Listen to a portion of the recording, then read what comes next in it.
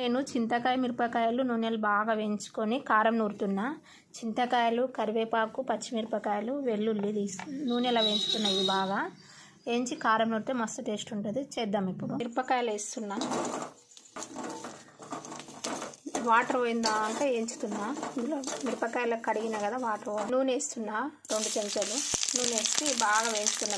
ఇట్లకుండా ఉప్పు వేస్తున్నా. మిరపకాయలు ఈ విధంగా అయినాక చింతకాయలు వేస్తున్నా. ఇప్పుడు వెల్లుల్లి వేస్తున్నా. కరివేపాకు వేస్తున్నా. ఇవి నూనెలో బాగా వేయించాలి. ఇక కలర్ కోసం కొంచెం పసుపు వేస్తున్నా. ఇవి నూనెలో బాగా అన్నీ వేగిన తర్వాత నూరాలన్నట్టు. చింతకాయలు వెల్లుల్లి ఇట్లా బాగా వేగినాయి. ఇప్పుడు దంచుతున్నాయి. ఇండ్లేసి దంచుతాయి.